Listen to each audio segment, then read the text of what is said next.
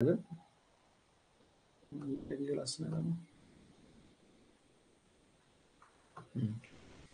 যে এইটা হচ্ছে গ্যাট, এটাকে বলছি আমরা গ্যাট। অনেক সময় কোশ্চেন দেয় গ্যাটের ফুল ফর্মটা কি। তাহলে গ্যাটের ফুল ফর্ম কি হলো? General agreement on tariffs and trade. গ্যাটের ফুল ফর্ম হচ্ছে general agreement on tariffs and trade. এটাকে বলছি আমরা গ্যাট বলছি, তাই তো? তাহলে বলছে গ্যাটের কে সরিয়ে আমরা কোন প্রতিষ্ঠান পাচ্ছি, পোল দিচ্ছি। পোল অংশগ্রহণ করো এবং তোমরা ইয়ারটা লিখবে কোন বছরে পেয়েছিলাম। পোল দিয়েছি। গ্যাটের পরিবর্তে আমরা তোমার পাচ্ছি কোনটা? যদিও মনে রাখবে গ্যাট যেটা পাচ্ছি general agreement on tariff and trade.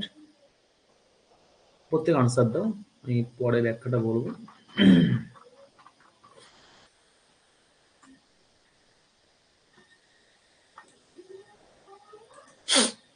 আচ্ছা, গ্যাট মানে না, গ্যাট চুক্তি একটা, গ্যাট তো চুক্তি একটা, জেনারেল এগ্রিমেন্ট একটা, গ্যাট একটা সাধারণ চুক্তি। হ্যাঁ, এক্স্যাক্টলি। হ্যাঁ, গ্যাট এই যে এইটার পরিবর্তে আমরা ডব্লিউটিও পেয়েছিলাম। ইয়ারটা তোমার ছিল 1995। অর্থাৎ ডব্লিউটিও এইটা তোমার যে কাজ শুরু করছে, গ্যাটের পরিবর্তে ডব্লিউটিও তোমার যে কাজ শুরু করছে 1995 সালে, 1995, 1995 সালে এইটা হয়েছিল, তাই? আনসার হচ্ছে ডব্লিউটিও। যদি কোশ্চেন দেয় গ্যাট, এই যে গ্যাট যে বলছে general agreement on tariffs and trade, এই গ্যাট এই চুক্তিটা কবে হয়? অ্যাকচুয়ালি মনে রেখো, যেটা পাচ্ছি আমরা গ্যাট যে চুক্তিটা, এইটা হয়েছিল 1947, 1947 সালে। অ্যান্ড যেটা কার্যকরী হয়েছিল কেম ইনটু ফোর্স ইন 1948। তাহলে মনে রাখবে অন্বেষণ, গ্যাট চুক্তি সই হয়েছিল 1947 সালে এবং গ্যাট চুক্তিটা কার্যকরী হয় 1948 সালে। চুক্তি স্বাক্ষর 1947 এবং কেম ইনটু ফোর্স এইটা কার্যকরী হয়েছিল 1948। ওকে, নেক্সট কোশ্চেন নাম্বার চলে আসো। Among the following, who was the first? Among the following, who was the first Indian governor of the RBI? RBI প্রথম ভারতীয় গভর্নর কে ছিল? আরবিআই প্রথম ভারতীয় গভর্নর কে ছিল? অপশন দিচ্ছি। প্রথম ভারতীয় গভর্নর রিজার্ভ ব্যাংক অফ ইন্ডিয়ার কে ছিল?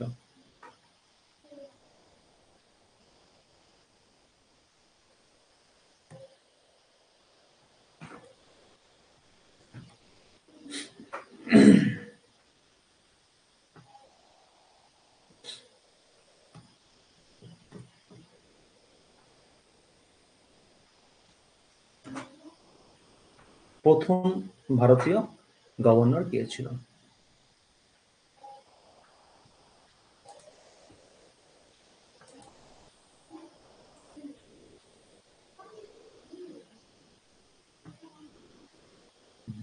এটা সেকেন্ড কোশ্চেন।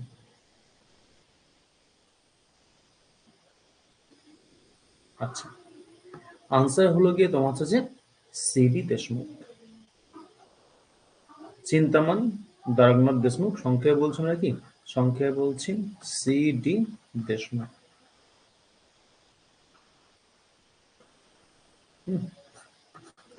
সংক্ষেপে বলছি আমরা সিডি দেশমুখ। তাহলে মনে রাখবে এদের মধ্যে প্রথম ভারতীয় গভর্নরকে, ফার্স্ট ইন্ডিয়ান আরবিআই গভর্নর হচ্ছে সিডি দেশমুখ। আচ্ছা, ইনি ইনি তোমার যেটা হয়েছিলেন, এই যে সিডি দেশমুখ যেটা পাচ্ছি, ইনি তোমার হয়েছিলেন 1943 থেকে 1949 পর্যন্ত। 1943 সাল থেকে 1949 সাল পর্যন্ত। হ্যাঁ, এক্স্যাক্টলি সাহেব। বেঙ্গলের আমারাও সব থেকে তোমার হচ্ছে যে দীর্ঘমেয়াদী, এই 1949 থেকে 57 পর্যন্ত এই ভদ্রলোক ছিলেন। 57 পর্যন্ত। আচ্ছা, হলো। তাহলে মনে রাখবেন, এই যে সিডি দেশমুখ ইনি হচ্ছেন প্রথম ভারতীয়, আর এই চারটে অপশন দেওয়া আছে, এদের মধ্যে প্রথম আরবিআই গভর্নর হচ্ছেন এই ভদ্রলোক, ফার্স্ট আরবিআই গভর্নর। হুম, ওসবর্ন স্মিথ। প্রথম আরবিআই গভর্নর হচ্ছে ওসবর্ন স্মিথ। তাহলে ইনি হচ্ছেন প্রথম ভারতীয়। আচ্ছা, কারেন্ট কে আছেন? কারেন্ট আরবিআই গভর্নর, হ্যাঁ, বর্তমান রিজার্ভ ব্যাংক অফ ইন্ডিয়ার গভর্নর কে এই মুহূর্তে? অবশ্যই, হ্যাঁ, জে টেলর হচ্ছেন সেকেন্ড। এই এরপরে হয়েছিল ওসবর্ন স্মিথের পরে। এখন হচ্ছেন শক্তিকান্ত দাস।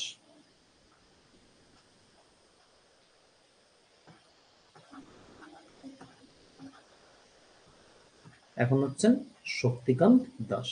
হুম, ঠিক আছে। আচ্ছা, নেক্সট পয়েন্ট চলে আসো।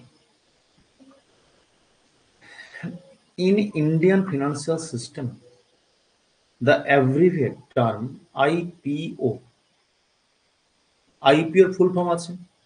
বলছে এই যে টার্ম যেটা পাচ্ছি আইপিও, এইটা কার সঙ্গে যুক্ত? আইপিও এইটা কার সঙ্গে যুক্ত? অপশন দিচ্ছি, try to answer this question.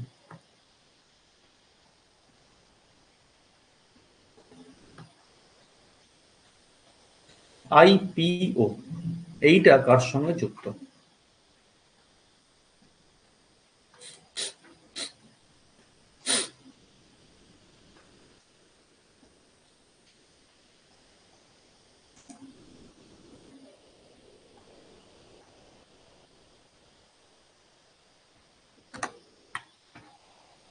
আচ্ছা, অনেকে আনসার করতে পারলে না, শোনো। আইপি হচ্ছে ইনিশিয়াল পাবলিক অফারিং। আইপিওর ফুল ফর্ম হচ্ছে কি initial public offering.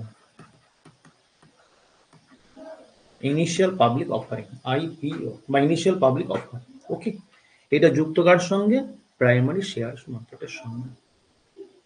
Primary share market. অপর নাম মনে রাখবে এইটা, অথবা কি আসতে পারে, অথবা মনে রাখবেন এই যে প্রাইমারি শেয়ার মার্কেটটা কার সঙ্গে যুক্ত? নিউ ইস্যু শেয়ারের সঙ্গে যুক্ত। নিউ ইস্যু শেয়ারের সঙ্গে যুক্ত। তার যদি কোশ্চেন দেয় IPO full form initial public offering, এটা কার সঙ্গে লিঙ্ক বা কার সঙ্গে যুক্ত? যুক্ত নিউ ইস্যু শেয়ার। অর্থাৎ নিউ ইস্যু শেয়ারের সঙ্গে কোন মার্কেট যুক্ত? Primary share market. মানে শেয়ার মার্কেট দুই প্রকার, একটা প্রাইমারি শেয়ার মার্কেট আর একটা হচ্ছে সেকেন্ডারি শেয়ার মার্কেট। মনে রাখবে, নতুন শেয়ারগুলো যে মার্কেটে সেল অ্যান্ড পারচেসড হচ্ছে সেই মার্কেটটাকে বলছি প্রাইমারি শেয়ার মার্কেট। আর যেখানে ওল্ড শেয়ারস বা এক্সিস্টিং শেয়ারস গুলো সেল অ্যান্ড পারচেসড হচ্ছে, মানে যেটা একবার ইস্যু হয়েছে রি ইস্যু হচ্ছে, তার জন্য কোনটা? Secondary share market. তাহলে আইপিওটা নতুন একটা কোম্পানি মার্কেটে শেয়ার ছাড়ছে, যার মার্কেটে কোনো শেয়ার নেই, এরকম কোম্পানি মার্কেটে শেয়ার ছাড়ছে, যে প্রসিডিওরের মাধ্যমে শেয়ারটা ছাড়ে তার নাম হচ্ছে আইপিও, অর্থাৎ ইনিশিয়াল পাবলিক অফারিং। হুম, ঠিক আছে। নেক্সট পয়েন্ট চলে আসো।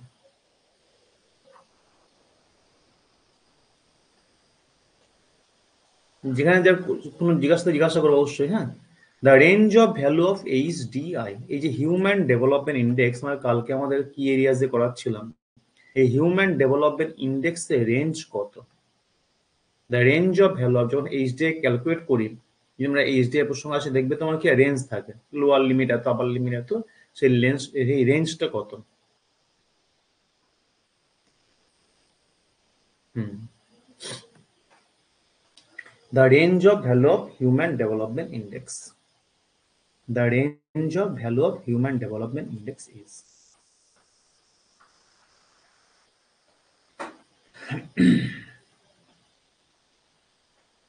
আচ্ছা, হিউম্যান ডেভেলপমেন্ট ইন্ডেক্স এইটার আবিষ্কারক কে? By whom the human development index was developed, the who created the HDI? একটা হচ্ছে মেঘনাথ দেশাই, আর একটা হচ্ছে অমর্ত্য সেন। আর একটা হচ্ছে হ্যাঁ এইচডিআই কনসেপ্টের প্রবক্তাকে, একটা হচ্ছে আকাশ ভুলে গেল, মেঘনাদ দেশাই, অমর্ত্য সেন। হুম, আমরা দেখতে পাই ইউনাইটেড নেশন ডেভেলপমেন্ট প্রোগ্রাম, এ কি করে, এর একটা অফিস আছে যার নাম হচ্ছে এইচডিআরও, ইউনাইটেড নেশন ডেভেলপমেন্ট প্রোগ্রামের একটা অফিস এইচডিআরও, এই রিপোর্ট একটা রিপোর্ট পেশ করে যার নাম হচ্ছে কি এইচডিআর, হিউম্যান ডেভেলপমেন্ট রিপোর্ট। এই রিপোর্টটা এইচডিআরও ইউএনডিপির আন্ডারে তৈরি করছে, অর্থাৎ হিউম্যান ডেভেলপমেন্ট মাপছে। সেই ক্ষেত্রে যে ইন্ডেক্সটা ইউজ, তার নাম ইন্ডেক্সের নামটা হচ্ছে কি, এই ইন্ডেক্সটাকে নিয়ে ওরা কাজটা করছে। এই প্রথম এইচডিআর, ফার্স্ট এইচডিআর যেটা 1990 প্রকাশ হয়েছিল, সেটা যেটা 1990 যেটা পাবলিশড হয়েছিল, সেই রিপোর্টটা তৈরি করেছিল কে, সেই রিপোর্টটা তৈরি করেছিল মেহবুব উল হক। এবং তার সঙ্গে যে নামটা পাই অমর্ত্য সেনের, নামটা পাই অমর্ত্য সেনের অ্যাসিস্ট্যান্সে, অমর্ত্য সেনের অ্যাসিস্ট্যান্সে তৈরি করেছিল। With the assistance of Amartya Sen. Clearly বুঝতে পারলেন? মানে যদি অনেক সময় কোশ্চেন দেয় হিউম্যান ডেভেলপমেন্ট রিপোর্ট কে পাবলিশ করে, by whom, by who is the publisher of the human development report, তাহলে কি হবে? ইউএনডিপি। ইউএনডিপি অনেকটা উইংস আছে, একটা উইংস হচ্ছে একটা উইংস হচ্ছে কোনটা, একটা অফিস বা অনেক উইং বা একটা অনেক অফিস আছে, একটা হচ্ছে HDR, human development report office. ঠিক আছে, এই হিউম্যান ডেভেলপমেন্ট রিপোর্ট অফিস কি করছে, এই হিউম্যান ডেভেলপমেন্ট রিপোর্ট অফিসের পক্ষ থেকে তোমার এই হিউম্যান ডেভেলপমেন্ট রিপোর্টটা পেশ করা হচ্ছে। প্রথম রিপোর্ট যেটা পেশ, এবং এই রিপোর্টটা তৈরি করা হয় একটা ইন্ডেক্সকে ভিত্তি করে যার নাম হচ্ছে এইচডিআই, হিউম্যান ডেভেলপমেন্ট ইন্ডেক্স, যেই ইন্ডেক্সের আবিষ্কারক মেঘনাদ দেশাই এবং অমর্ত্য সেন। ঠিক আছে, ওই ইন্ডেক্সটাকে নিয়ে তোমার হচ্ছে যে হিউম্যান ডেভেলপমেন্ট রিপোর্ট প্রথম তৈরি করেছিল মেহবুব উল হক। ইনি এই যে প্রতিষ্ঠানটা এর ডাইরেক্টর ছিলেন, এর ডাইরেক্টর ছিলেন। ঠিক আছে, এবং ইনি যখন প্রথম রিপোর্টটা তৈরি করলেন, রিপোর্টটা প্রথম তৈরি করছেন যার সাহায্যার্থে, তার নাম হচ্ছে কি with assistance of Amartya Sen, Amartya সেনের সহযোগিতা এটা তৈরি হয়েছিল। হুম, হলো। রেঞ্জ কত? রেঞ্জ হচ্ছে 0 থেকে 1। অনেক সময় কোশ্চেন দেয় যে হিউম্যান ডেভেলপমেন্ট রিপোর্ট প্রথম যেটা, সেটা কে তৈরি করেছিলেন? অবশ্যই আনসার হচ্ছে তোমার কাছে মেহবুবুল হক। ওকে, অনেক সময় মেহবুবুল হক অ্যান্ড অমর্ত্য সেন দেয়, এটাও ঠিক, কারণ হচ্ছে যে তোমার হচ্ছে উনি অমর্ত্য সেন যে কনসেপ্ট ডেভেলপ করেন এইচডিআই, সেই কনসেপ্টটাকে নিয়ে রিপোর্টটা তৈরি করছেন। সুতরাং Mahbubul Haq with assistance of Amartya Sen, এইটা মনে রাখবেন।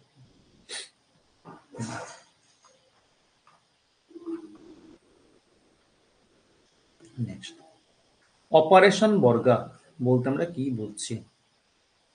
অপারেশন বর্গা বলতে আমরা কি বুঝছি? অপশনটা পড়ো আগে, অপশন দেব। অপারেশন বর্গা,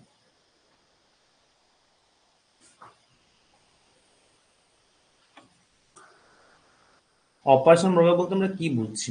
অপশন দিচ্ছি, এর সঙ্গে দুটো পয়েন্ট বলে দেবো।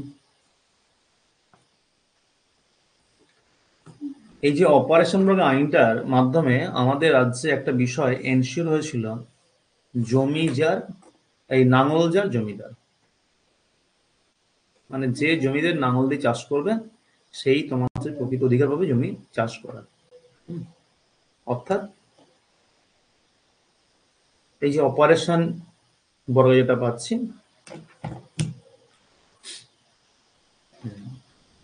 মনে রাখবে অপারেশন বর্গা এটা একটা আইন আছে, অপারেশন বর্গা অ্যাক্ট, OPERATION,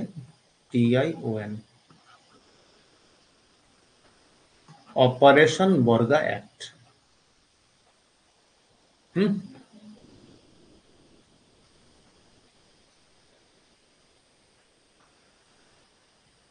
এই যে আইন আছে, এই আইনটা পাস কবে হয়েছিল? 1977 and came into force,